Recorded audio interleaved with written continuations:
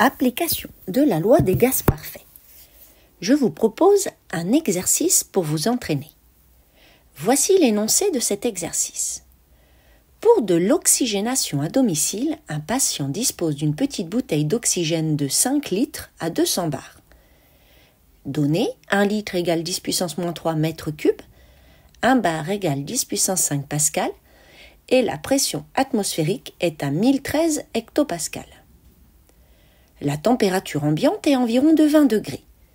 Question petit a, convertir la pression régnant dans la bouteille en pascal. Question petit b, calculer la quantité de matière de dioxygène contenue dans la bouteille présentée dans l'énoncé, conservée à température ambiante. Commençons par la première partie de l'exercice, avec la question petit a. Convertir la pression régnant dans la bouteille en pascal.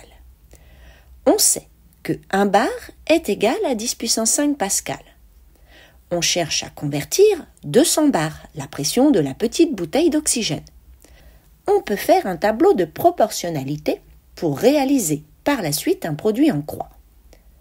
200 fois 10 puissance 5 divisé par 1, on obtient 2 fois 10 puissance 7 pascal. La pression donc de 200 bars est égale à 2 fois 10 puissance 7 pascal.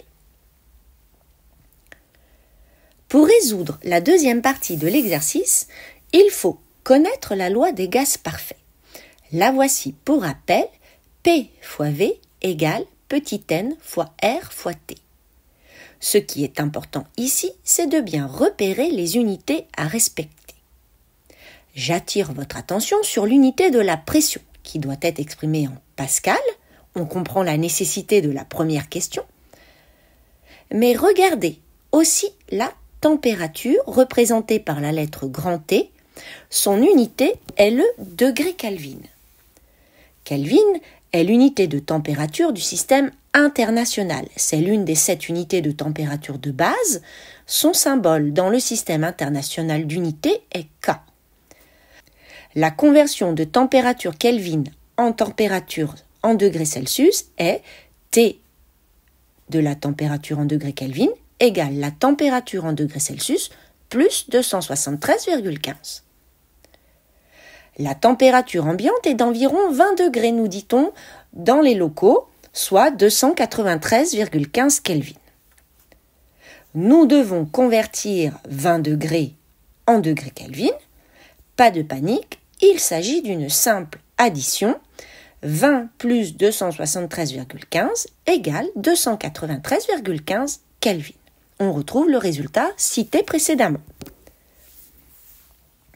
Nous avons une autre conversion à réaliser, celle du volume. En effet, dans l'expression de la loi des gaz parfaits, le volume doit être exprimé en mètres cubes. On va procéder de la même façon que pour la conversion des bars en pascal, on va se servir des données et d'un tableau de proportionnalité. On nous dit qu'un litre vaut 10 puissance moins 3 mètres cubes.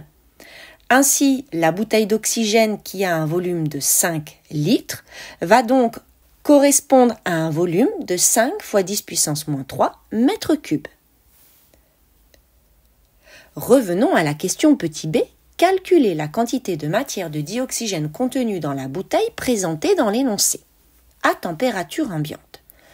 Pour déterminer la quantité de matière, il nous reste donc une dernière chose à faire, transformer la relation des gaz parfaits afin d'exprimer la quantité de matière petit n en fonction des autres grandeurs physiques, c'est-à-dire la pression, le volume, la température et la constante des gaz parfaits. Le plus simple est de réécrire la relation en permutant les membres de droite et de gauche. Ainsi, on a N fois R fois T égale P fois V. Ensuite, il faut isoler petit n. Pour cela, on va diviser chaque membre par le produit R fois T.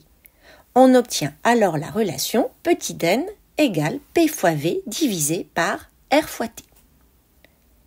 Ensuite, il ne reste plus qu'à faire l'application numérique. En arrondissant à l'unité près, on trouve 41 moles. La quantité de matière recherchée est donc de 41 moles.